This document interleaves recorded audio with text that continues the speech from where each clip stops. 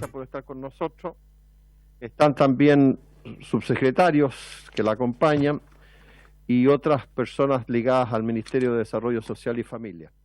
Ministra, como muy bien usted sabe, la sesión de hoy día tiene por finalidad establecer un diálogo entre los integrantes de la comisión y usted, donde los diputadas y diputados le puedan hacer diversas consultas sobre distintas materias donde ellos tienen inquietudes específicas. Entonces, yo tengo entendido, y usted me corrige que se me equivoqué, que usted parece que tiene una exposición para mostrarnos, y yo quisiera sugerirle que más que esa exposición que usted haga, pudiéramos establecer un diálogo donde los diputados y diputadas pudieran hacerle consulta y hacer una cosa más ágil, más rápida, más flexible, más allá de una exposición suya y a partir de eso iniciar un diálogo. Yo creo que los diputados y diputadas tienen, y le hicieron saber a usted a través de un documento cuáles son las inquietudes. Entonces, creo que sería mucho más fructífero para todos nosotros poder hacer esta conversación con usted muy abierta, y donde el diputado o diputada que tenga alguna inquietud se la plantee y usted las va contestando, o los subsecretarios si usted estima conveniente, más que caer en una cosa muy formal donde usted hace una exposición y en cambio hacemos un diálogo. ¿Le parece, ministra? Buenas tardes, presidente. Muchas gracias. La verdad es que no tenemos ningún inconveniente. Nosotros recibimos los temas que quería más o menos tocar la comisión, los diferentes diputados y diputadas, a quienes aprovecho de saludar por su intermedio, obviamente. Hicimos una consulta a partir de nuestros equipos a la Secretaría de la Comisión al respecto de si hacíamos una exposición o partíamos con las preguntas de los diputados y diputadas. Se nos informó por parte de los funcionarios de la comisión que preferían que hiciéramos la exposición y después las preguntas. Y por eso íbamos a partir así, pero si usted lo tiene bien y considera que es lo correcto, no tenemos ningún inconveniente. Nuestra presentación está basada en la información que nos solicitaron poder traer el día de hoy, por eso íbamos a partir con eso. Pero como usted lo tiene bien, no tengo ningún inconveniente, presidente. Estamos con el subsecretario Villarreal, la subsecretaria Candia, el director nacional de SENAI, Francisco Suercasó, y Renata Santander, la directora del INCUBA. Así que la idea, por supuesto, es poder responder las preguntas de los diputados y de las diputadas. Eso no impide, ministra, que usted nos envíe el documento inmediatamente para que la Secretaría lo distribuya. Ya está distribuido. Ya. Entonces, si les parece a los diputados, hacemos un diálogo abierto con la ministra y más que ver una exposición de ella. Entonces, ofrezco la palabra para que alguna diputada o diputado quiera hacerle alguna consulta a la ministra.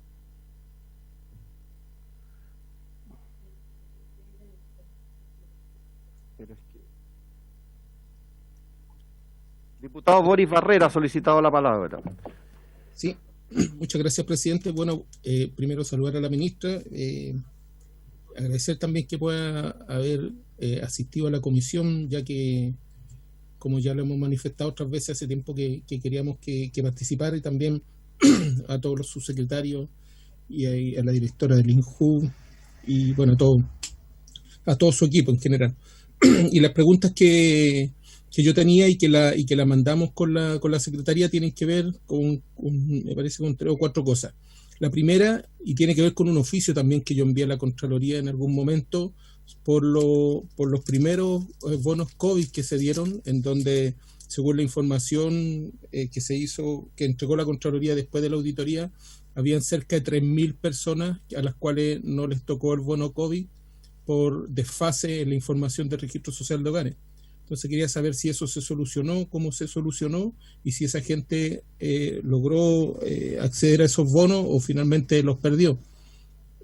También hablaba en ese informe de que habían cerca de, lo tenía anotado aquí, cerca de 70.000 casos en los cuales no se resolvieron en los plazos que correspondía, y y también me gustaría que nos informara al respecto. Decían que algunos de esos, cerca de 70.000, no se resolvieron en los plazos que correspondía, y decía que algunos habían superado incluso los 50 días y alrededor de 1.000 casos nunca se les respondió en ese momento, de acuerdo a la auditoría que hizo la Contraloría.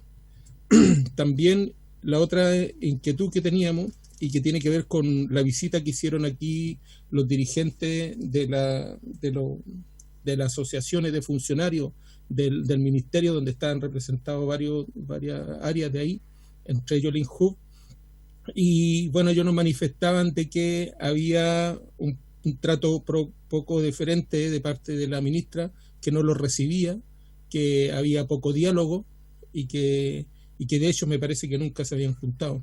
Entonces me gustaría saber si eso mejoró, si eso es así, y qué es lo que nos dice la ministra al respecto, tras su intermedio, señor presidente. Y lo otro también da cuenta con que el año pasado, me parece, nosotros conocimos un documento aquí por parte del INJUV que se filtró, en donde hablaba de la desaparición definitiva de esa área del Instituto Nacional de la Juventud, y que tenía varias etapas, y entre esas etapas bueno, estaba la desaparición de varias cosas, y entre esas había una encuesta que justamente en este año en el presupuesto se trató de pasar a sacarla de aquí del INJU, y de acuerdo a ese documento del cual conocimos nosotros, no me acuerdo si fue el año pasado o el anteaño pasado, ese era parte de ese plan de desaparición finalmente del instituto. Entonces me gustaría saber si ese plan que nosotros conocimos en ese momento, que la ministra no era ministra en ese momento del ministerio, sino que me parece que era, no recuerdo quién era, porque han habido como 4, ¿no? Pero era otro ministro, y había un plan. Me gustaría saber si eso es así, si es verídico eso, o finalmente se desechó, porque ese documento nosotros lo tuvimos en nuestras manos. O sea, entonces quería saber si ese plan seguía en pie o no seguía en pie, y si esa encuesta que se sacó tenía que ver con parte de ese plan. Esas son las inquietudes que... Muy bien. Presidente. Mientras los diputados piensan que consultarle a la ministra, yo quisiera, ministra, plantearle 2 inquietudes. Una, cuando usted partió, y lo conversamos también en la sala, usted habló de que se iba a hacer, que la ficha de registro social de hogar iba a ser universal para todas las familias de Chile, independiente de los ingresos. Lamentablemente, en el presupuesto de la Nación yo no vi en ninguna parte de que se iba a implementar esta política. Entonces me gustaría saber, ¿acaso en algún momento se va a implementar esta política de hacer, así como el RUT o el RUN universal, tener una ficha de registro social de hogar universal en el país? Y lo segundo, ministra, aunque sea majadero, voy a insistir también en esto. El otro día salió por parte de Chile Atiende, de que explicándole a la gente cómo podía sacar su ficha, su clave única. Y lamentablemente, yo no sé si algunos chilenos vivimos en 2 países o todos ven Chile igual, pero hay mucha gente que no tiene acceso a Internet, hay mucha gente que no sabe cómo ingresar a Internet. Entonces, y por las condiciones sanitarias del país, claramente todo el proceso de postulaciones a diversos beneficios, lo más probable es que se va a hacer vía Internet. Y entonces las dificultades que ha tenido la gente es mucho. Yo estoy seguro que todas las diputadas y diputados que están presentes en esta comisión, desde sus oficinas parlamentarias, le han tenido que hacer todos los trámites a muchas familias, por lo menos en el caso mío, a una enorme cantidad de familias le hemos tenido que ayudar a hacer los trámites porque no lo saben hacer por Internet, o no tienen acceso a Internet, o no saben cómo se saca la clave única, no saben. Entonces, me parece prudente en algún momento hacer una campaña de alfabetización digital en el país para que podamos emparejar la cancha y no tener esta situación de algunos chilenos saben cómo acceder a los beneficios porque manejan bien Internet y otros lamentablemente se encuentran en una situación tremendamente compleja y difícil. Entonces me gustaría saber, uno, ¿acaso se va a implementar la ficha de registro social de hogar universal? Y si está dentro de las políticas del ministerio, pues perfectamente se podría hacer un convenio con el INJ y a través de la juventud utilizarlos como campañistas en una acción de alfabetización digital. Es decir, yo creo que están los medios, falta ingenio, falta un poquito de creatividad para hacer las cosas, porque yo creo que perfectamente los jóvenes podrían, de todo el país, podrían participar el día de mañana en una campaña de alfabetización digital. Eso, ministro, ofrezco la palabra a un tercer diputado para que la ministra conteste las preguntas y después otros le puedan hacer consulta. Diputada Erika Olivera, señor secretario, yo no veo si los diputados... no han alzado la mano por ninguno de los que están ya, porque yo no los veo, para que usted me avise. Yo lo vi. Diputada Erika Olivera tiene la palabra. Muchas gracias, presidente. Saludar a la ministra, al subsecretario, a quienes están conectados también. No, yo, presidente, solamente sumarme y preguntarle a la ministra respecto de lo que dice usted sobre la educación, alfabetización digital, que es algo que vengo escuchando hace mucho rato. Y se lo ha planteado usted, lo ha planteado la diputada Sofía Cid, a distintos ministros, y hoy día la verdad es que todavía no hay una respuesta a ese tema. Yo creo que es súper importante, por lo mismo que plantea usted. Hay muchas personas, de hecho, bueno, yo sé que se han hecho algunas campañas donde al adulto mayor, por ejemplo, se le ha enseñado, han llegado con aparatos tecnológicos para que ellos puedan tener ese acceso, pero creo que es súper importante la alfabetización digital, ojalá para todos quienes viven en sectores también más rurales. Así que eso, presidente, preguntarles a la ministra qué posibilidades hay de pensar y trabajar en ese tema. Muchas gracias, diputada Erika.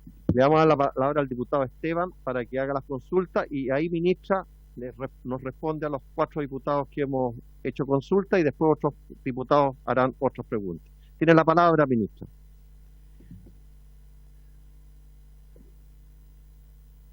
Presidente, ¿intervengo yo antes que el diputado o el diputado? Perdón, esa parte me perdí. No, le han hecho consulta el diputado Esteban Velázquez le va a hacer primero. Dejemos a la ministra, estimado presidente, dejemos a la ministra, luego voy yo, en la segunda tanda. Ya, sí, entonces el diputado Esteban Velázquez lo hace después de usted, ministra. Perfecto, esa era mi consulta, si intervenía el diputado primero. Muchas gracias. Bueno, muchas gracias a la comisión. Nosotros efectivamente recibimos algunas de las inquietudes que ustedes nos plantearon. Nosotros quisimos manifestar, solo a modo de introducción, un poco en qué hemos estado concentrados con el Ministerio de Desarrollo Social y Familia, que yo creo que son parte de las preocupaciones que ustedes han tenido. Nosotros hemos enfocado 6 grandes ejes durante esta pandemia. Primero, hemos estado midiendo el impacto de la pandemia en los hogares, y ahí tiene que ver con la encuesta COVID, que vamos en la segunda medición que estamos haciendo con el PNUD y con el INE. Estamos midiendo la encuesta CACEN, como ustedes muy bien saben, que termina el 31 de enero. Y vamos a medir la encuesta de bienestar social, posterior al término de la encuesta CACEN, que es una encuesta nueva de este ministerio que lo que busca es poder integrar no solamente la medición de las políticas en materia de pobreza por ingreso o pobreza multidimensional, sino que también las otras características, sobre todo, y hay una expresión que yo creo que lo manifiesta bien, que es no solamente cuánto tienen los hogares, sino que cómo se sienten con lo que tienen. Estamos obviamente fortaleciendo la red de protección social y ahí nosotros tenemos algunas herramientas que dependen directamente del Ministerio de Desarrollo Social y Familia, como el ingreso familiar de emergencia, el bono COVID entregado en abril y también obviamente el bono COVID Navidad y el que vamos a entregar ahora en etapa 3 y 4. Pero por supuesto que nos coordinamos en toda la oferta social que tiene que ver con la ley de protección del empleo, que tiene que ver con el bono clase media y el préstamo social del Estado, etcétera.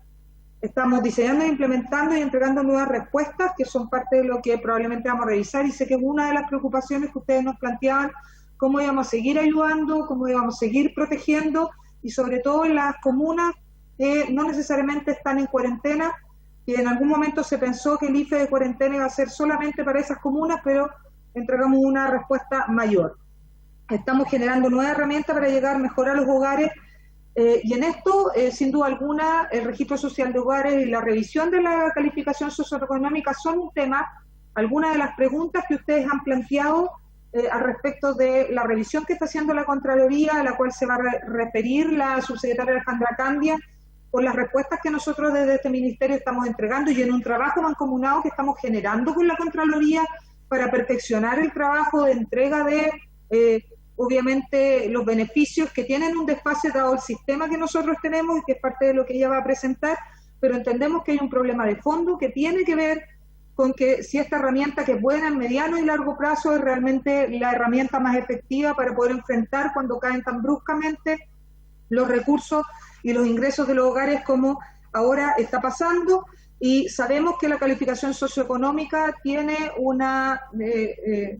tiene que hacerse una revisión, y es ahí donde hemos trabajado en un comité de expertos que también la subsecretaria lo va a referir al respecto del tema de la universalidad. Lo que pregunta usted, presidente, es un esfuerzo mancomunado que nosotros queremos hacer, pero sobre la base y la experiencia de las recomendaciones de expertos que están trabajando, y también la revisión de la política y la oferta social en el entendido de la ley del todo o nada, que queremos cambiar, como cuando una familia pasa de un porcentaje del registro social de hogares a otro, pierde todos los beneficios y no se genera una transición, y si bien eso no es la herramienta del registro social, sí tiene que ver con cómo nosotros coordinamos esa oferta social y cómo la correlacionamos con este registro social de hogares y esta finalmente evaluación familiar única a la cual queremos llegar desde este ministerio para todos los beneficios del Estado.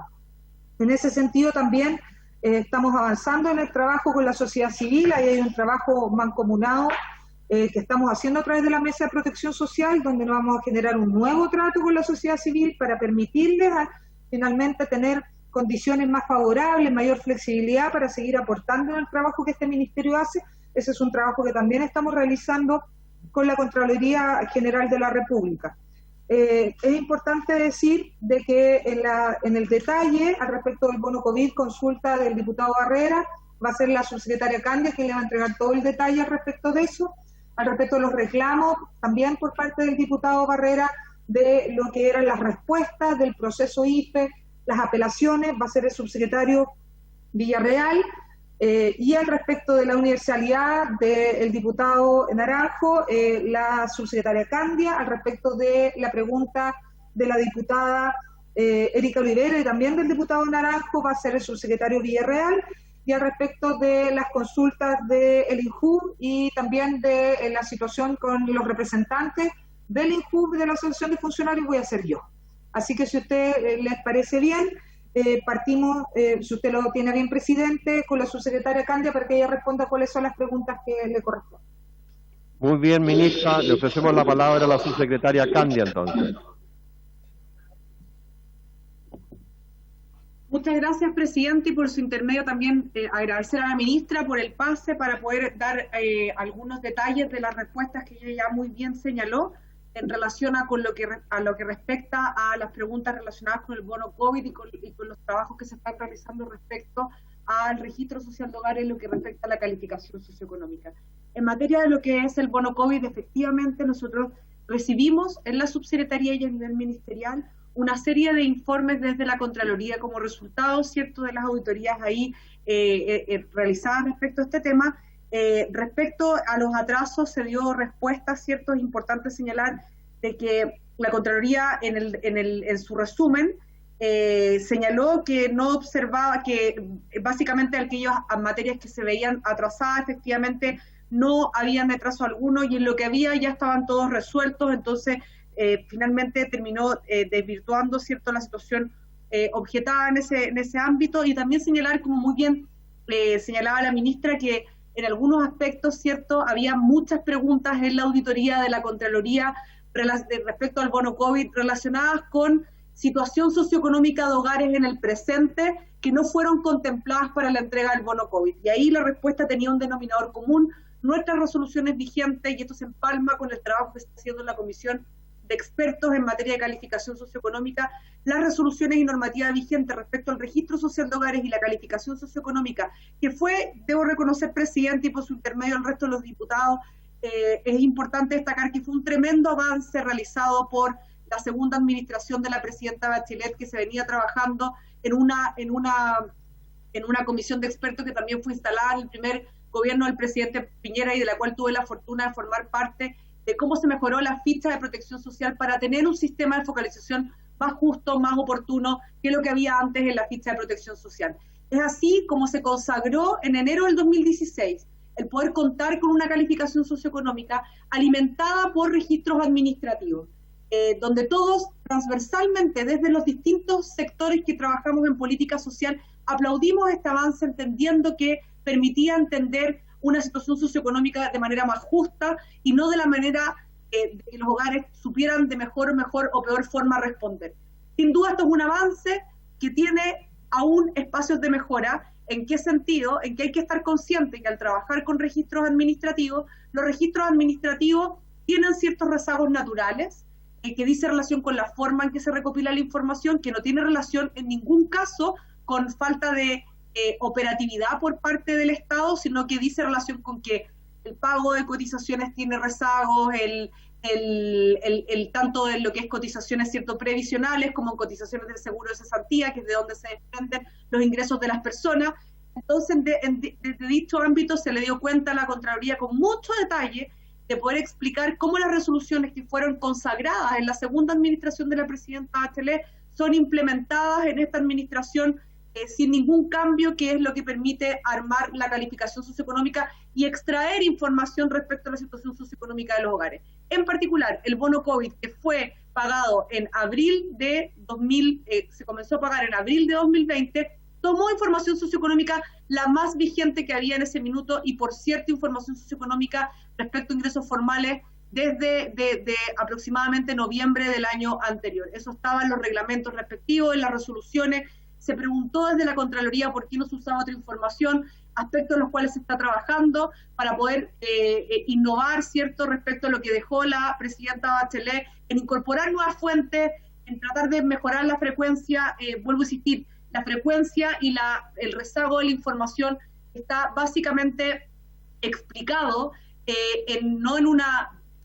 usando un lenguaje algo coloquial, no en la inoperancia de los estamentos públicos en ningún caso, sino que en la forma en que funcionan los registros administrativos.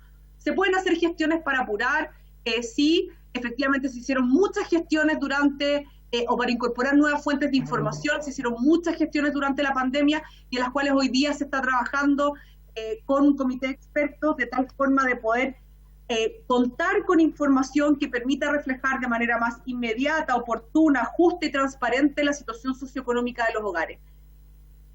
Quiero destacar también que la información que se tiene en el Estado de Chile de la situación socioeconómica de las familias es una información que ha permitido que las ayudas lleguen en mayor medida de manera bien focalizada, como bien lo consagró el Banco Central de Chile en su último informe de política monetaria.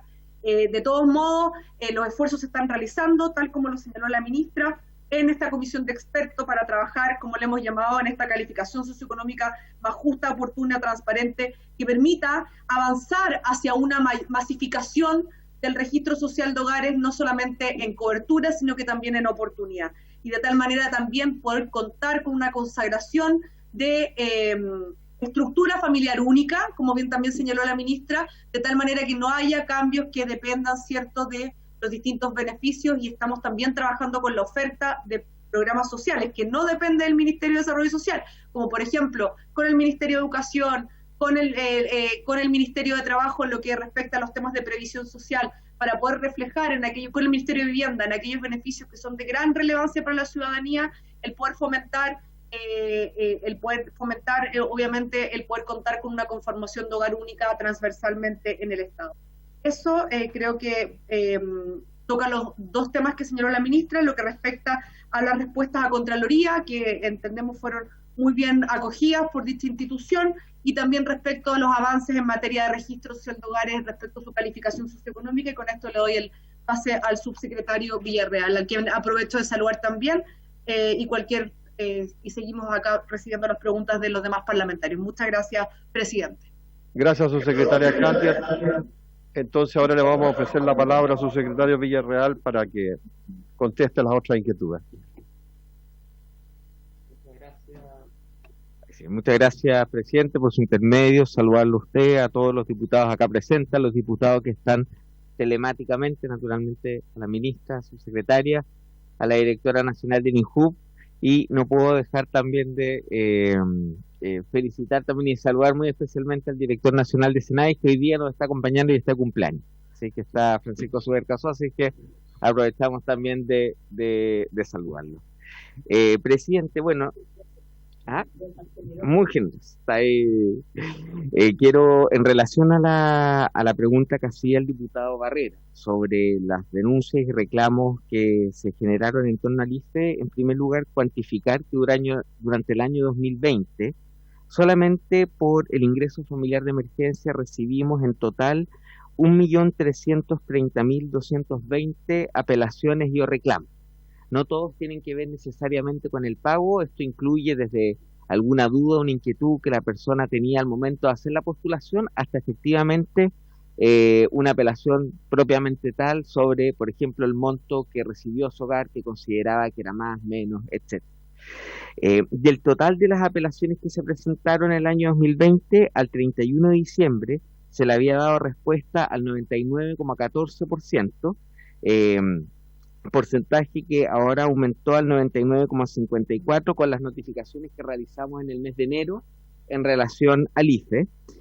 Por lo tanto, nos queda un resultado pendiente de responder equivalente a un 0,46% del total de las reclamos y apelaciones que recibimos, lo que equivale más o menos a 6.100 reclamos pendientes de respuesta. Yo quiero decir que si bien 6.000, aun cuando es siempre un número importante porque son 6.000 finalmente familias o personas que están esperando una respuesta, quiero dar cuenta que jamás nuestro ministerio había recibido y había tenido que gestionar en tiempo tan récord, con un esfuerzo del equipo de funcionarios gigantesco, para finalmente poder abordar de manera tan oportuna y al 31 de diciembre de 1.318.000 solicitudes, entendiendo que los equipos son los mismos, que adicionalmente hay que responder todas las otras inquietudes y por lo tanto, considerando que más aún aquí está involucrado incluso los PMG de los funcionarios, la verdad es que yo aprovecho de hacer un reconocimiento porque sin duda que el poder gestionar adecuadamente y poder llegar a estos números de respuesta ha significado un esfuerzo muy grande, no solamente para el equipo de atención de usuarios del ministerio, sino que también a todo el equipo técnico de la Subsecretaría de Evaluación Social y de nuestra Subsecretaría de Servicios Sociales para poder responder adecuadamente. En relación con el tema de la alfabetización digital, efectivamente, y esto, como bien lo sabemos, usted, presidente, lo ha planteado también en varias ocasiones, este es un tema muy importante también para nosotros, y aquí indicar dos cosas. En primer lugar, efectivamente nosotros junto con INJUV y con Senama, a partir también de sus mismas inquietudes, hemos desarrollado un programa de voluntariado senior, donde son los propios jóvenes quienes están hoy día apoyando a los adultos mayores que forman parte de la red de atención tanto de los establecimientos de larga estadía, los condominios de vivienda tutelada y los adultos mayores del programa Vínculos, para apoyarlos en programas de alfabetización, de lectura, y lo que queremos hacer es que a partir de esta misma experiencia, donde tenemos jóvenes que están apoyando a adultos mayores, esto también lo podamos extender a otros servicios donde naturalmente ya no solamente hay un tema de ciclo etario, sino que también hay un tema muchas veces, y como usted bien lo decía, y el diputado Velázquez también siempre lo ha planteado con mucha fuerza, y aquí también el diputado Cosme Mellado, en relación a qué es lo que pasa con las comunas rurales. Por lo tanto, también queremos ver de qué manera podemos poner nuestros servicios, entendiendo que hay una estrategia por parte del gobierno que lidera sin duda la subsecretaria Guía a través de la subsecretaría de Telecomunicaciones, de ir acortando estas brechas que existen tanto a nivel urbano como a nivel rural. Y un último solo dato que también me parece interesante, porque ya vemos que las brechas digitales no solamente se concentran en conectividad o en el tema de internet o del computador, sino que ahora, por ejemplo, lo que hemos aprendido a lo largo de los distintos procesos del ingreso familiar de emergencia, que han llegado a un grupo muy amplio de la población, cerca de 8 millones de chilenos, donde se genera una interacción por parte del Estado, en este caso para acceder a beneficios, es que hemos aprendido que el 84% de todas las personas que se han relacionado con el Estado para el IFE lo ha hecho a través del teléfono. Más que de un dispositivo, de un computador o de un tablet, sino que ocupa su propio celular, y el hecho que, por ejemplo, nosotros a través de la página web, sea una página libre de navegación, que finalmente no ocupa ni minutos ni planes de datos, te da cuenta de que efectivamente un beneficio que se ha concentrado en el 80%, en el 40% más vulnerable de la población, el hecho de que sea, en este caso, libre de navegación, sin duda que ha sido algo que nos ha permitido acercar al Estado de manera quizás más fácil y quizás en otros contextos hubiese sido muy difícil de poder implementarlo, más aún cuando hay restricciones de movilidad. Por lo tanto, por un lado, desde una lógica programática, queremos ir aumentando esta experiencia de trabajo entre INJUVE y SENAMA, llevarlo a otros grupos de la población y también abordar las brechas de ruralidad y urbanidad. Y por otro lado, también ver cómo vamos adaptando al menos los procesos de postulación a beneficios o de información a un mecanismo que sea amigable vía el teléfono, que nos estamos dando cuenta es principalmente hoy día una de las mayores fuentes de acceso a información. Eso, presidente, por su interés. Muy bien. Antes de pasarle la palabra al diputado, se me pidió una cosa a mí, quiero plantearlo. Ministra, secretaria. No le escuchamos, presidente. No, ahora sí. No se escucha. Ahora sí, es que el secretario me cortó el micrófono, me boicoteó. No. Ministra, no, yo creo que nos pasó a todas las diputadas y diputados de nuestras regiones. Cuando se dio a conocer que se iba a pagar el nuevo IFE a las comunas, y todos entendimos bien que eran solamente que estaban en cuarentena, el problema es que en todas las comunas del país se generó una excitación pensando porque habían estado un día, 3 días en cuarentena, iban a recibir el IFE otra vez. Entonces, yo quisiera pedirle, ministra, que una cosa súper simple, que ustedes comuniquen, porque se evitan que mucha gente presente, porque en mi región, comunas que no tienen nada que ver con el IFE, están presentando solicitudes para recibirlo. Que ustedes en cada región hagan una campaña diciendo tales y tales comunas pueden postular al IFE. Y nos evitaríamos un sinnúmero de problemas, porque yo en la región que represento, solamente la comuna de Parral es la única que puede acceder al aporte del IFE, pero todas las otras 10 comunas que represento, todas están llenando solicitudes pensando de que pueden también recibirlo. Entonces, al final, ustedes se llenan de documentos y de solicitudes, cuando si ustedes fueran más claros y hicieran una campaña de publicidad en cada región, miren, la región de O'Higgins, solamente las comunas tales y tales pueden postular al IFE. Resuelven el problema regionalmente. Entonces, yo le pediría, en términos metodológicos, que se pudiera hacer algo así, para evitarnos este problema que estamos hoy día, que la gente nos consulta a nosotros, nos hace que lo hagamos postular al IFE cuando no pueden, porque si no han estado en cuarentena y no han cumplido los 14 o 15 días que se exigen, no pueden acceder a ese beneficio. Solo le planteo esa inquietud. El diputado Esteban y después la diputada Claudia Mix, que me ha solicitado la palabra. El diputado Esteban Velázquez tiene la palabra. Presidente, disculpe, quedaron unas preguntas por responder. No sé si quiere que las responda. Perdón, ministro. Perdón. Sí. Responda la ministra, perdón. Sí, era para poder responder, para que efectivamente estén respondidas todas las preguntas que ustedes están haciendo. Al respecto de la consulta del diputado Barrera, al respecto del INJUV, quiero decirle que la mejor señal de que nuestra intención obviamente es potenciar nuestro INJUV y sobre todo en un proceso constituyente posterior a un plebiscito como el del 25 de octubre, donde aumentó una cantidad muy importante de jóvenes que fueron a votar y donde sin lugar a dudas nos dieron una lección de que cuando hay un tema que los motiva, cuando hay un sueño, ellos participan y no es verdad que ellos no estén ni ahí, como se dijo en algún momento y se caricaturizó, sino que efectivamente depende de la motivación, de lo que hay detrás, ellos sí quieren participar. Nosotros, la principal señal es que llamamos a concursos de subdirectores y de directoras, y nombramos directores y directoras por alta dirección pública, que son la directora que nos acompaña hoy día, Renata Santander, y la subdirectora Gabriela, quien ha asumido hace un tiempo atrás. Nuestra intención obviamente es potenciar parte de la discusión que se dio en su momento, diputado Herrera, por su intermedio presidente, del traspaso de lo que era la encuesta de jóvenes a la Subsecretaría de Evaluación Social. Tenía como único objetivo poder subir el estándar de la encuesta, poder inyectar mayores recursos, poder permitirle a esa encuesta tener un nivel tan relevante como el que tiene la encuesta CACEN o la que aspiramos tener en la encuesta de bienestar social. Ese era nuestro objetivo, a fin de que la Subsecretaría de Evaluación Social contribuyera a potenciar y robustecer esa herramienta de política pública como es la encuesta de juventud. No había ningún otro objetivo.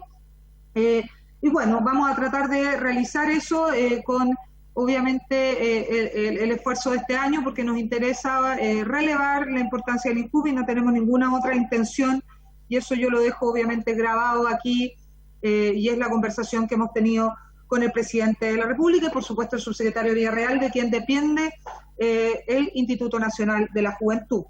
Al respecto de los inconvenientes que hemos tenido en la relación con los sindicatos y que se habría planteado en esta comisión, yo quiero decirle de que yo personalmente me reuní con la Asociación de Funcionarios del Ministerio de Desarrollo Social, me he reunido en varias oportunidades, también con la Asociación de Funcionarios de la CONADI, tenemos una relación muy fluida, muy buena.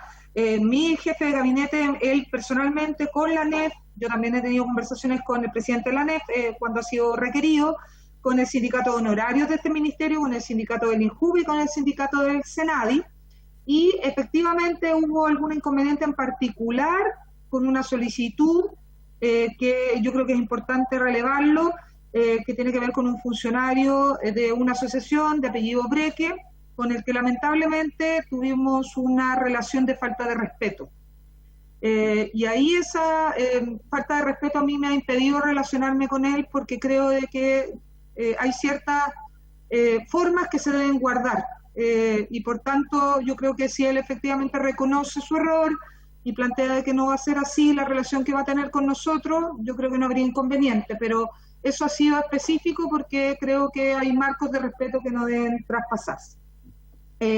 Y ninguna otra inconveniente con las asociaciones de funcionarios, muy por el contrario, son muy respetuosas, siempre tuvo una muy buena relación con la Asociación de Funcionarios del Congreso Nacional, te puede preguntarles a ellos allá, con la Asociación de Funcionarios del GORI de la Intendencia mientras fue intendenta, con la Asociación de Funcionarios de la CEGO y también acá en el Ministerio de Desarrollo Social. Así que ojalá podamos subsanar ese inconveniente en puntual.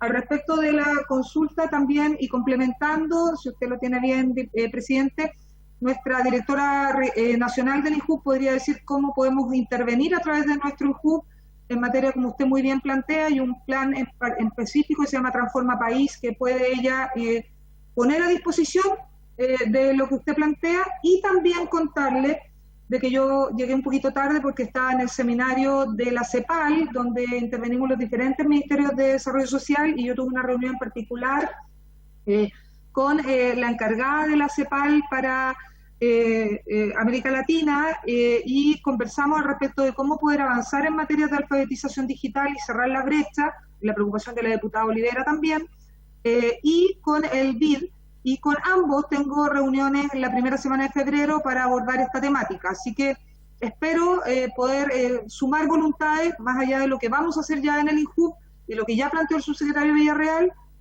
con organismos internacionales, a ver si podemos hacer un esfuerzo un poquito mayor en esta materia. Gracias, ministra. Le podemos ofrecer entonces la palabra a la directora nacional del Instituto Nacional de la Juventud. No alcanzo aquí ver bien cómo se llama. Renata Santander. Tamara. Renata Santander, me dicen. Bienvenida, señora Renata, tiene la palabra. Muchas gracias, presidente. Bueno, tal como mencionaba ya la ministra y adelantaba nuestro subsecretario, nosotros tenemos dentro de nuestra oferta programática una plataforma bastante amplia que se llama Transforma País. Esta plataforma nos permite generar a través de convocatorias virtuales, a través de esta misma plataforma, distintas instancias de voluntariado en la cual los jóvenes voluntariamente se inscriben y pueden participar de ella. Es por eso que, tal como ya lo mencionaba nuestra ministra, nosotros ponemos a disposición la plataforma Transforma País para poder no solamente hacer la inscripción de aquellos voluntarios y voluntarias que quieran participar de un plan de alfabetización digital en cada uno de sus territorios, sino que también poder, a través de nuestra estructura territorial, con nuestros directorios regionales en cada una de las regiones, poder hacer el levantamiento de la información necesaria y poder llegar a aquellas localidades, comunas, etcétera, que así lo permita según la fase actual que se encuentren dentro de nuestra pandemia. Nosotros ponemos a disposición esa plataforma y a partir del día de mañana empezamos a generar una planificación estratégica para poder llevar a cabo esto que les estoy comentando. Muchas gracias, señora Renata, muy amable. Diputado Esteban Velázquez tiene la palabra, después la diputada Claudia Mit y la diputada Joana Pérez. En ese orden. Gracias, presidente. Un gusto saludar a la señora ministra y el equipo que la acompaña. Quizás más que pregunta, un par de propuestas, porque algo se esbozó en lo que se había planteado hace un rato, y tiene que ver con si el gobierno va a elaborar una propuesta más bien en el ámbito de un instrumento de caracterización social, pero con mucho énfasis territorial, regional. Nos parece que hay algunas políticas bien interesantes, pero que aún se está trabajando de manera aislada. Entonces es necesario hoy día que tengamos claridad y conocimiento cabal de nuestras regiones, más aún con el proceso que nos encontramos a puerta de iniciar. Cómo es la población de nuestras regiones, las comunidades que lo conforman, nuestro pueblo originario, la situación geográfica, las carencias, las distancias, el tipo de vivienda, los costos. Me parece que hay políticas, pero que están demasiado segmentadas, y bien sería una buena oportunidad de iniciar un trabajo que requiere su tiempo, pero de partir por la sensibilidad que tiene la ministra en esta área, y porque los ministros anteriores no contemplaron esta propuesta, no la consideraron. Entonces nos parece que recogería un sentir de la comisión y en general de los municipios en las ocasiones que nos hemos reunido. Y lo segundo, relacionado más bien con CONADI, y que está inmerso en el Ministerio de Desarrollo Social y Familia, y también con este proceso constituyente, razón de este Chile plurinacional que todos anhelamos construir y que usted se jugó por escaño reservado, con una propuesta, pero que entre comillas resulta sencilla, pero podría tener largo impacto. ¿Cómo reconocemos a nuestro pueblo originario, ministra, desde el izamiento de los emblemas y banderas de nuestro pueblo, por ejemplo, en los servicios públicos, en las intendencias, en las gobernaciones, en los municipios? Yo creo que una resolución, un decreto, la voluntad del gobierno, incluso nosotros hemos presentado un proyecto de ley, pero usted sabe, usted fue parlamentaria, que lleva su tiempo al interior del Parlamento, no obstante ustedes lo pueden agilizar y se provocaría un debate interesante. ¿Qué queremos decir? Probablemente los pueblos andinos del norte se van a reflejar con las huipalas, qué decir de nuestros hermanos del pueblo mapuche, los hermanos Rapanui, es decir, en razón de la región y los territorios que ocupan, pueden izar los emblemas. Eso comienza a darle también fuerza que este reconocimiento, además de ser constitucional, ya hay voluntad del gobierno. Entonces, para resumir, un instrumento fuerte, sólido, de caracterización social, con énfasis territorial, que no lo hemos tenido, iniciarlo, probablemente no se alcance en el gobierno, pero iniciarlo, partir ya. Y lo segundo, este reconocimiento a los emblemas de nuestro pueblo originario ya reconocido por la ley indígena. Gracias, presidente. Gracias, muchas gracias, diputado Esteban Velázquez. Tiene la palabra la diputada Claudia Mix. Gracias, presidente. Emérito. Sí, le gustó estar ahí. Primero, obviamente, saludar a la ministra. A mí a rato se me confunden las dos comisiones, como estamos también en la de personas mayores, me ha pasado que anoto cosas que tengo que decir en la otra, pero bueno. Agradecer también al subsecretario Villarreal y a la subsecretaria Candia, que además aprovecho al tiro, de agradecer la capacitación que día tuvo los asesores de nuestros, digamos, parlamentarios de la bancada, quedaron todos muy contentos, porque obviamente nos interesa, así como planteaba el diputado Naranjo, que hemos estado todos, en la medida de lo que podemos, de verdad ayudando para que sea menos la cantidad de ciudadanos y ciudadanas que no tengan acceso a estos beneficios. Y en eso nos hemos puesto de verdad, y les consta, también estuvimos en las capacitaciones al inicio de la entrega de los IFE, y ahora me tocó coordinar, y bueno, muy agradecida de Rocío Geria, si no me equivoco era el nombre de la asesora, y logramos que tuvieran asesores de varios parlamentarios en esta capacitación. Pero claro, saltan las dudas en el territorio, respuestas que no podemos dar, más allá de decirle, miren, quedamos peritos en cómo postularlos, hay respuestas que no podemos dar. Y en ese sentido, tengo una que se la voy a hacer directamente aquí al subsecretario, porque una cosa es que efectivamente existe el reclamo, o digamos, el registro de los reclamos, la capacidad que han tenido de dar respuesta a los reclamos, pero cuando no hay reclamos, cuando la persona de hecho cree que no lo va a obtener, cuando cree que es más difícil obtener el beneficio o simplemente no se enteró. Y eso habla también, obviamente, de la segregación social que vivimos, de la lejanía de algunas localidades o de comunidades que simplemente no se enteran de nada. ¿Hay alguna posibilidad, subsecretario, de que se pueda cruzar esa información con los municipios y poder llegar a esta gente, llegar a estos ciudadanos que de seguro, si están marginados de todos estos beneficios, de seguro lo deben necesitar, ¿no? Entonces, ¿cómo podemos lograr, o creo un poco, saber si ustedes ya también lo han abordado, cómo llegamos cruzando los datos, ¿verdad?, con los respectivos municipios para saber cuántos ciudadanos y ciudadanas cumpliendo los requisitos no han podido acceder desde el IFE 1 o algunos bonos incluso a esta ayuda del Estado en un momento que de verdad se requiere. De verdad lo digo sinceramente porque me ha tocado ahora encontrarme con gente que ni siquiera postuló y cobró el primer IFE. Y por último, obviamente, referirme al mensaje. Tiene que casi todos los anuncios del gobierno, no de este nomás, eso hay que ser bien sincero. En general, los anuncios de los gobiernos sobredimensionan los beneficios y sobredimensionan también la capacidad que tiene el Estado de llegar a entregar esos beneficios. Y ahí uno siempre puede marcar la diferencia, ministra.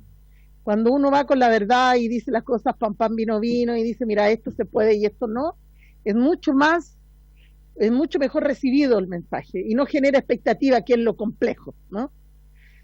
Y en ese sentido yo concuerdo con el diputado Naranjo, porque sería bastante bueno para todos nosotros también, quienes estamos en el territorio, que la gente sepa con anticipación si va a tener derecho o no a acceder a un beneficio, si le corresponde a su comuna, a su localidad, a su región, acceder a ese beneficio.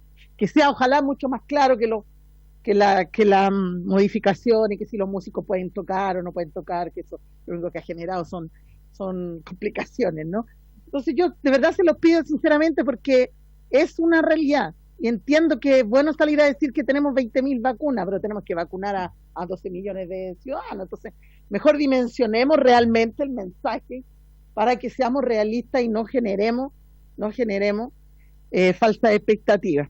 Y bueno, me iba a referir al tema del instrumento, es un tema que quienes hemos estado en el ámbito del trabajo social sabemos que se ha intentado por décadas mejorar, un instrumento de caracterización que no discrimine, que incorpore realmente aspectos que beneficien en el análisis de los datos y no terminen castigando. Yo además soy alfabetizadora de adultos y me paso la vida motivando a la gente que recupere estudios y después me dice, pucha, que resulta que terminé el cuarto medio y me subió el puntaje. Entonces, ¿cómo es ese tipo de cosas? En vez de que nos ayuden como sociedad, como país, a incentivar a la gente a tener un poquito más de escolaridad, no la castiguemos al final del día porque resulta que sacó el cuarto medio, ¿no?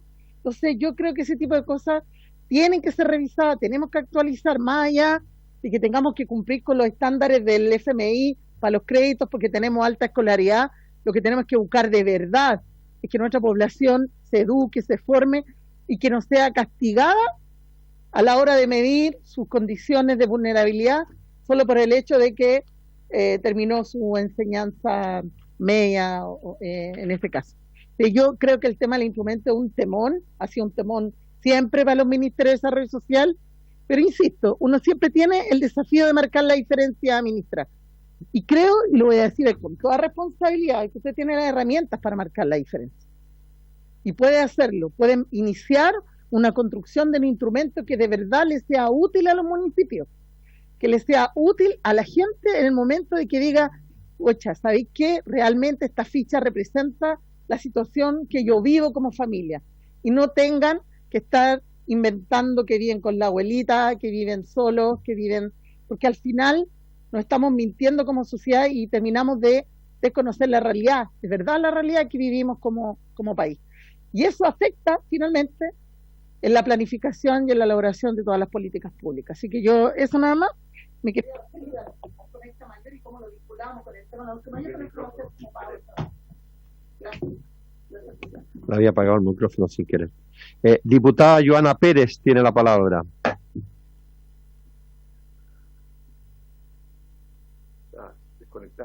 Diputada Joana Pérez. Pues bien, mientras tanto, no sé si acaso algún diputado quiere hacer alguna consulta. Presidente, Boris Barrera. Sí, lo que pasa es que no me quedó claro cuando intervino la subsecretaria Alejandra a través de su intermedio.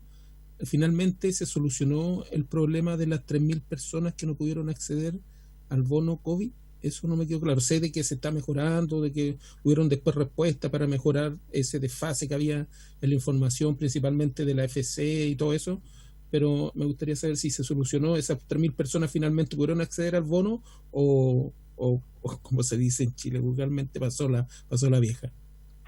Ok, gracias, diputado. Ministra, le ofrezco la palabra, o a lo mejor, si usted estima conveniente, alguno de sus subsecretarios que quieran contestar las inquietudes que han planteado los diputados Esteban Velázquez, la diputada Claudia Mills y el diputado Boris Barrera.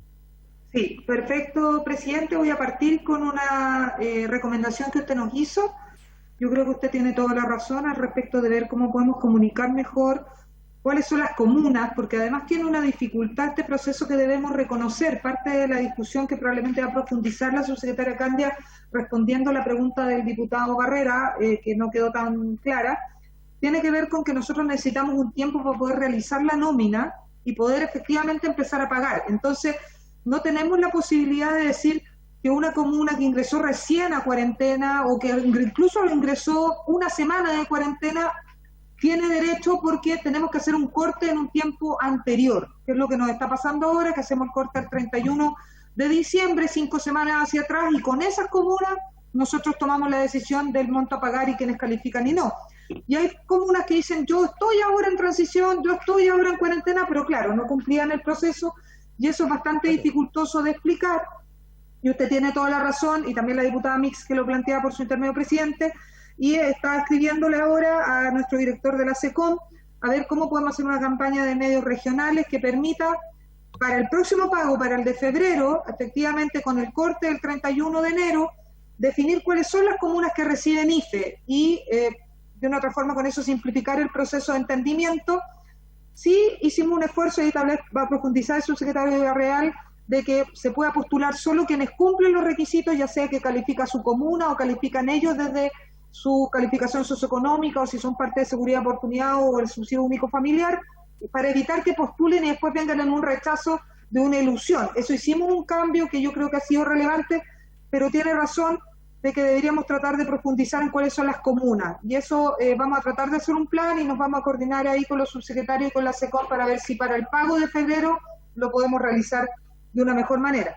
Segundo, plantearle que al diputado Velázquez, a la diputada Mix por su intermedio, presidente, la subsecretaria de profundizar, estamos súper conscientes, y por eso la mesa que ha realizado y que comanda la subsecretaria Candia con los expertos en materia de registro social de hogares y de calificación socioeconómica. Somos conscientes que una herramienta que no tiene tanta legitimidad, o una herramienta que no queda tan claro, o que una herramienta que no se siente tan transparente, no es una herramienta que nos permita finalmente llevar a cabo las decisiones de política social. Somos conscientes de eso y por eso mandamos a llamar a los expertos para que nos ayuden en esta materia. Y somos conscientes también de la necesidad que los territorios, en particular las regiones, nos plantean de las diferencias que se tienen en esta materia. La pregunta es si esa respuesta se da a través del instrumento propiamente tal del registro social de hogares y la calificación socioeconómica, o se da a través de la oferta de la política social que debiera tener una mirada regional.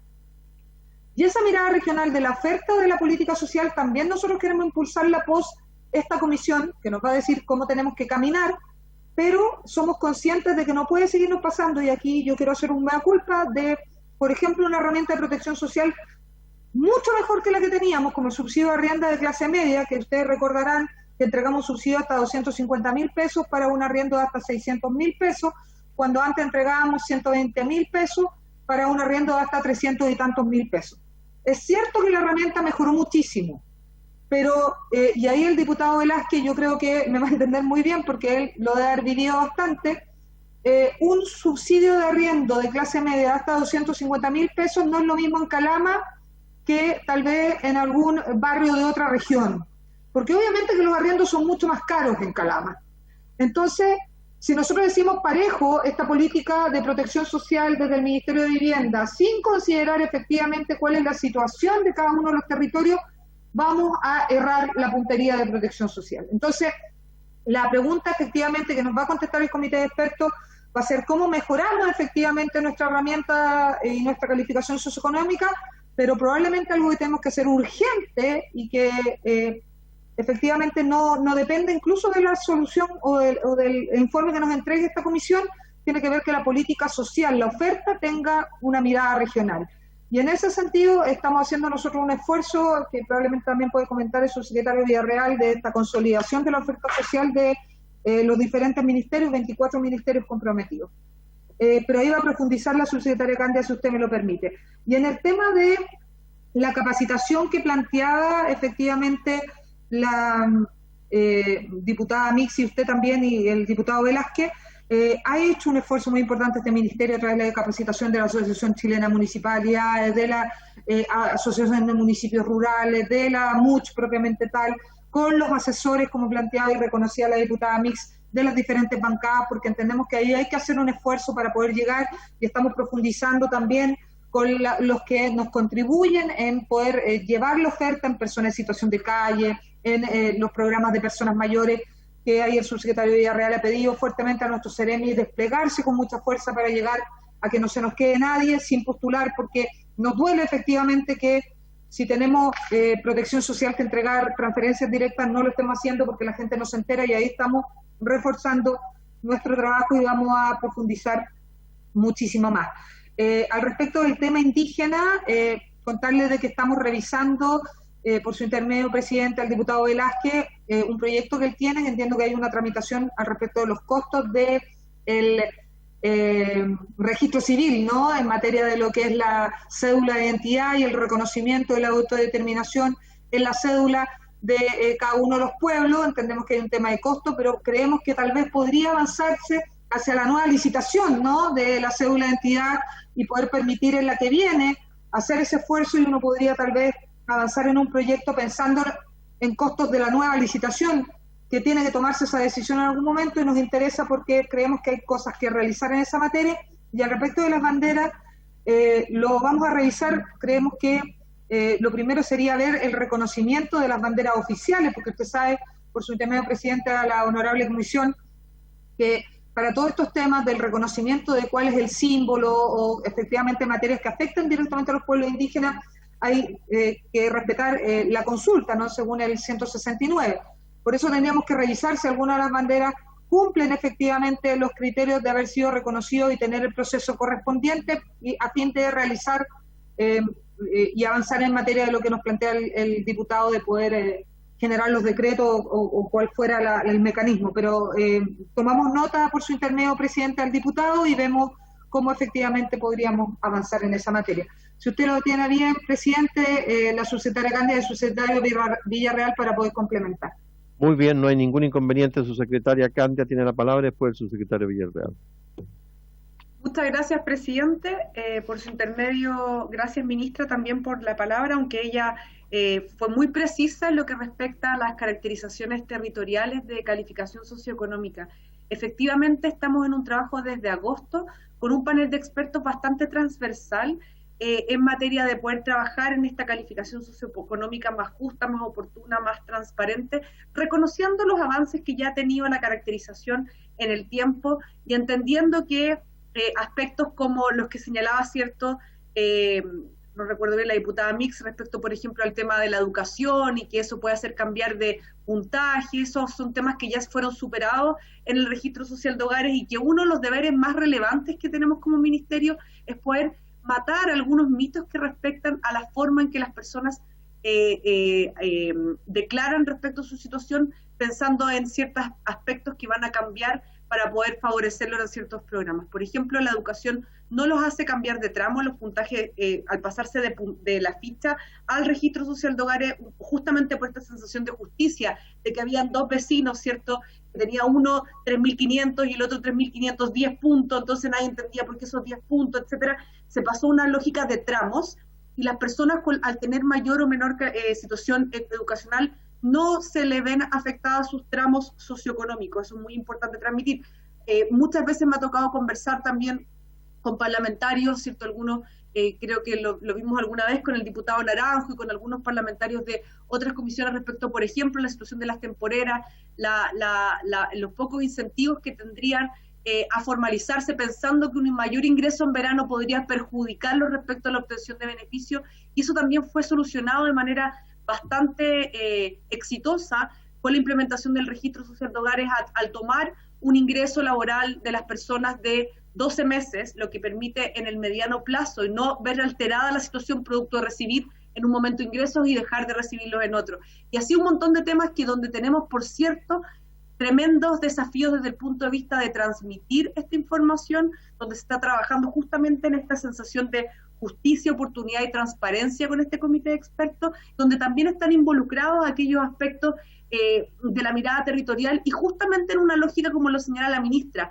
donde es la oferta. Nosotros tenemos doble rol. Tenemos un rol desde el punto de vista de lo que realizamos en calificación socioeconómica, pero tenemos un rol mucho más importante como ministerio, que es el de la coordinación de la política social, donde el instrumento es un insumo, la calificación es un insumo, pero tenemos que lograr consagrar ese rol, que por cierto es muy nuevo, aparece el 2012 con la transformación de Mideplan a Ministerio de Desarrollo Social, hoy Ministerio de Desarrollo Social y Familia, pero tener esta mirada de poder influir en las decisiones de la oferta de tal manera de avanzar en una sensación de política social más justa y más transparente respecto a la situación socioeconómica de cada una de las regiones. El ejemplo del subsidio de arriendo de la ministra es muy acertado en esa línea, porque ahí no es la calificación, sino la oferta la que tiene que contemplar esas diferencias regionales tan pertinentes como ella lo señalaba.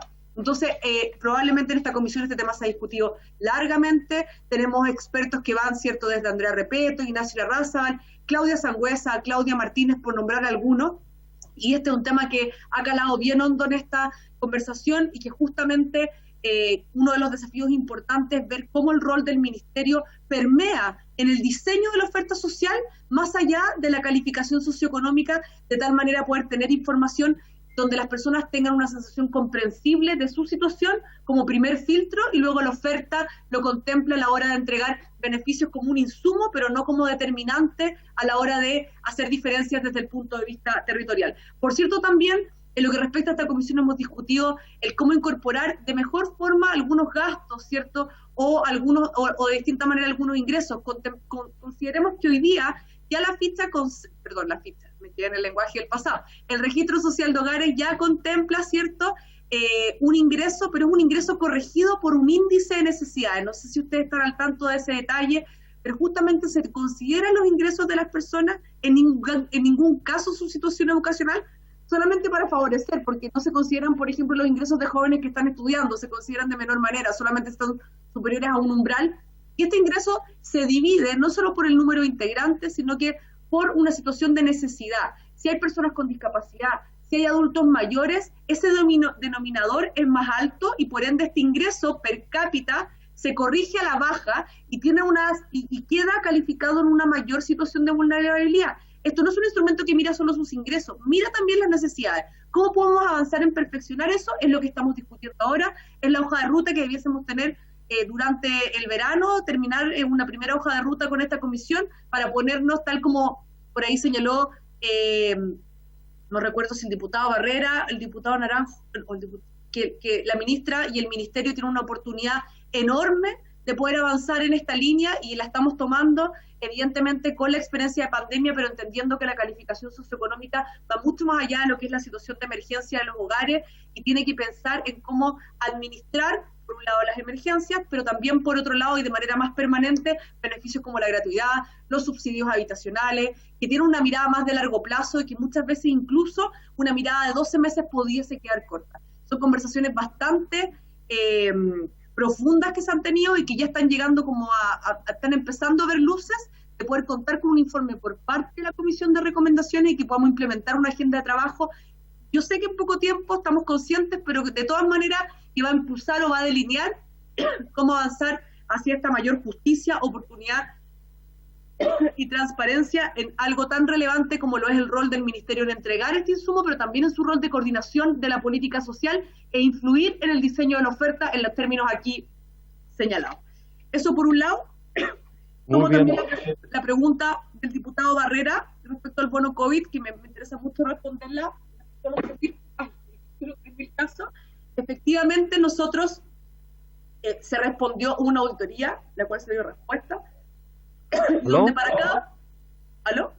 Sí, y donde para cada uno de esos casos se explicó a la Contraloría el por qué el pensar que eran beneficiarios no lo eran producto de la forma en que administramos la información. No fui lo suficientemente clara, diputado, pero efectivamente la explicación que daba respecto al rezago de la información dice relación con que muchos de esos casos, si no todos, había una respuesta que tiene que ver con que, por ejemplo, la persona solicitó el beneficio del bono COVID diciendo que en ese momento no tenía ingreso, pero lamentablemente, y esa fue la experiencia que después se tomó en el ingreso familiar de emergencia, poder tomar, ¿cierto?, una declaración jurada de parte de los ingresos, pero lamentablemente, producto de la manera que teníamos de aproximarnos, ¿cierto?, la mejor manera posible, no olvidemos que el beneficio de bono COVID de abril fue el primer beneficio, fue el que se impulsó, ¿cierto?, de tal manera de llegar con algo rápido. Pensemos que ese beneficio cuando se ingresa en un proyecto de ley que se tramitó muy poco tiempo, que originalmente el bono COVID lo que buscaba era apoyar la informalidad a través de beneficiarios que tuviesen causantes SUF o beneficiarios que estuviesen en el subsistema de seguridad y oportunidades, que es una manera indirecta de aproximarse a la informalidad, lo sabemos. Es una forma que hoy día también volvemos a tomar y que viene de los tiempos de la crisis subprime y del ministro Velasco, que implementó, ¿cierto?, en ese minuto un apoyo que fue luego consagrado como hoy día el aporte familiar permanente ex bono marzo. Y en ese sentido se amplió el potencial de beneficiarios con el bono COVID a quienes estaban en el 60% de mayor vulnerabilidad socioeconómica, que no tenían cargas porque eso estaban cubiertos por el SUF, ¿cierto?, y que no tenían ingresos formales. El problema, porque era una ampliación de una cobertura que ya era bastante amplia, teníamos a los SUF y a las personas en seguridad y oportunidades, es que para verificar la formalidad o informalidad de esa persona, los registros de formalidad se tienen rezagados, y por ende, personas que solicitaron y que reclamaron porque no lo habían obtenido, que son estos 3.000, y que la Contraloría nos hizo ver como potenciales beneficiarios que no lo recibimos, explicamos de que en ese caso lo que pasaba era que lo que se consideró, que por cierto estaba en los reglamentos, es información que venía de atrás y no de la situación inmediata de las familias porque no teníamos cómo verla.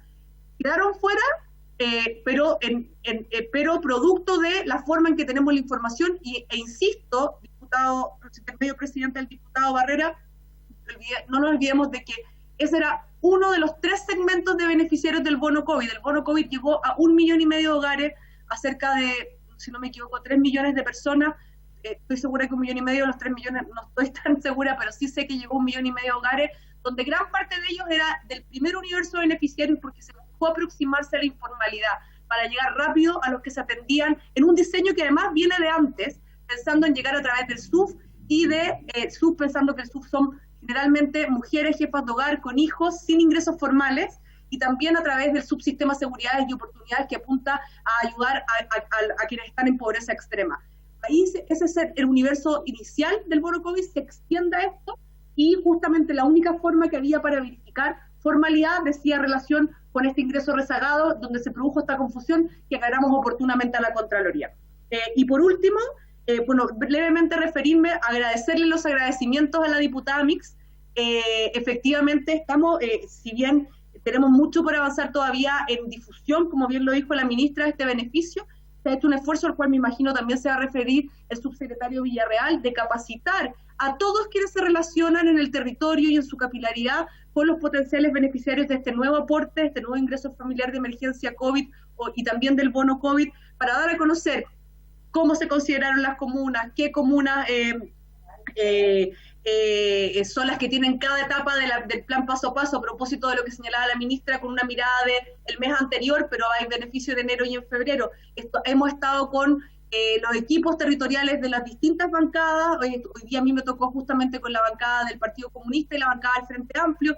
El subsecretario Villarreal también ha estado muy activo con las asociaciones de municipalidades. A mí en particular hoy día me tocó con la Asociación Chilena de Municipalidades, más de cerca de 150 personas, DIDECO fundamentalmente de lo largo y ancho de Chile, explicándoles una presentación muy detallada justamente los potenciales beneficiarios, la situación de sus comunas, dejando línea abierta.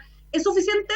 No, probablemente, pero estamos haciendo esfuerzos realmente importantes y que obviamente vamos a acentuar con lo que señaló la ministra en materia de quizás una campaña de difusión para el pago de febrero que nos permita avanzar en que todos tengan súper claro la forma en que queremos y buscamos entregar apoyo, un apoyo que por cierto es gracias a ustedes, producto de la atribución que se le da al Ejecutivo en la ley de presupuesto en el Congreso de poder entregar estos apoyos oportunos y bastante flexibles ante la situación socioeconómica que aún nos aqueja. Eso, presidente, muchísimas gracias. Gracias, subsecretaria Calda. No sé si el subsecretario Villarreal agregar algo, complementar algo. ¿Sí? Muy bien, tiene la palabra. Muchas gracias, presidente. Muy breve.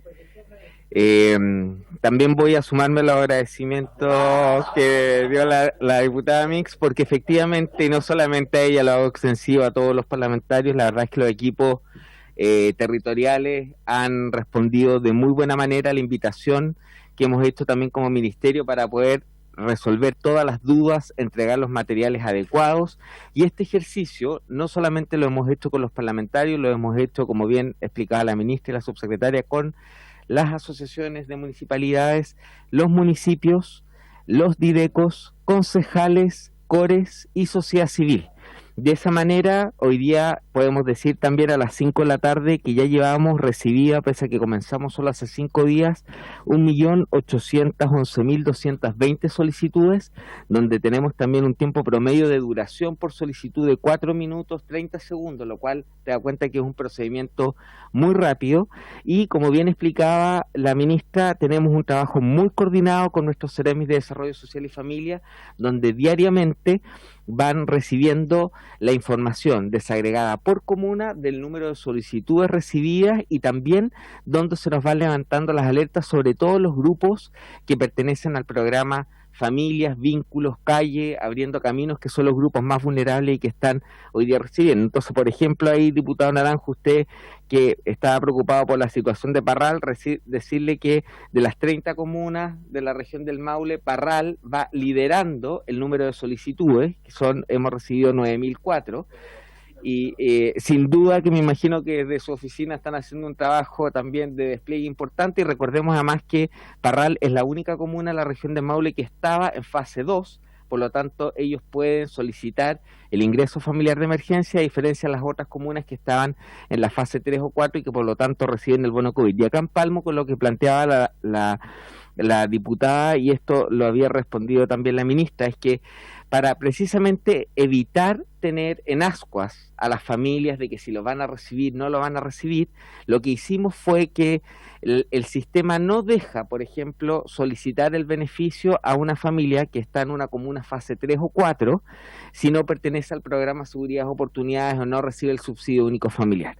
De esa manera, y se le indica, en el fondo naturalmente a esa persona la razón, y naturalmente que esto está adecuado a según cuál sea la fase en la cual se encuentra la comuna y la caracterización socioeconómica del hogar respectivo. Entonces, en el caso de las familias que están en fase 2, todos los hogares que están por dentro del 60% más vulnerable pueden ir solicitando, y de esa manera evitamos tener que administrar 1.300.000 reclamos en un periodo de plazo muy acotado, que al final del día genera, como bien hemos recogido también de estas mismas discusiones en la comisión de acá, un trabajo muy grande para los funcionarios del ministerio, pero sobre todo una sensación de incertidumbre para las familias frente a una necesidad que requiere ser resuelta. Por lo tanto, nosotros vamos a seguir, como ya bien lo dijo la ministra, viendo de qué manera podemos ir reforzando el mensaje comunicacional, de manera que las comunas tengan muy claro qué puede, qué no se puede solicitar, y solamente el último punto sería en relación a lo que planteó el diputado Velázquez, también contarles que hoy día se aprobó en la comisión del Senado por unanimidad el proyecto de ley del feriado legal indígena, que esperamos pasa a la sala prontamente y después se va a ver acá en la Cámara, y estas sin duda son señales muy concretas que como gobierno y con especial énfasis la ministra Rubilar también ha planteado de avanzar en el reconocimiento de los pueblos indígenas, ya no solamente en lo que hemos visto ahora los escaños, que es sin duda un acuerdo y un avance inédito en la historia de participación política indígena en nuestro país, sino que también en este reconocimiento cultural, que también esperamos también lo veamos acá prontamente en la comisión y nos permita ir avanzando en esta materia. Eso, presidente, muchas gracias. Solo antes de terminar, ahora a mediados de febrero. Tiene apagado el micrófono, presidente. Me lo pagan. Gracias, presidente.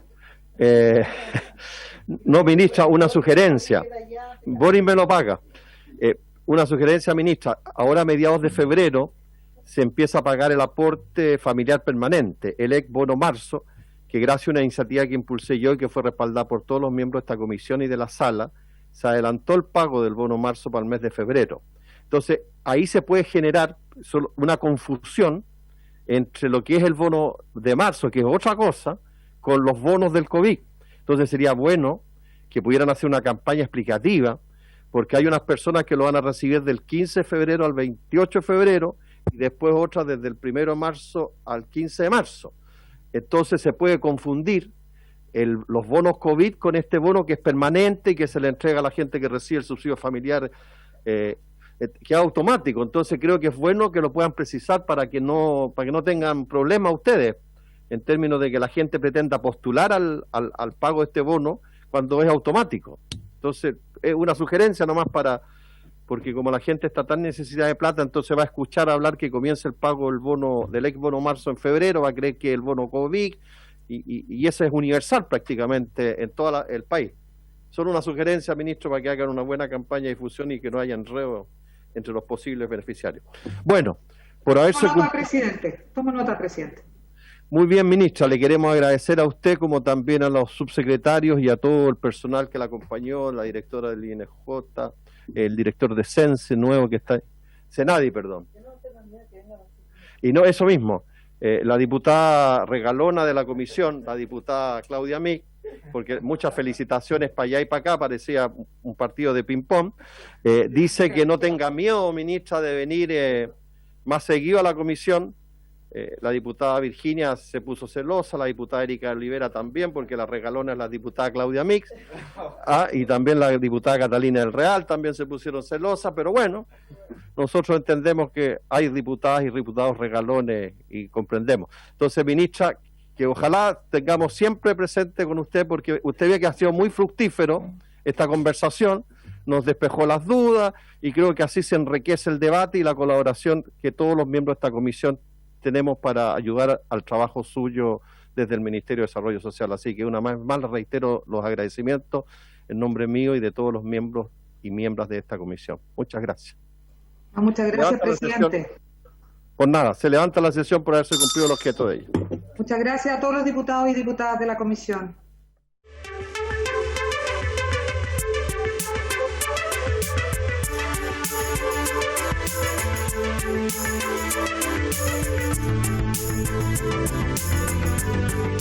Thank you.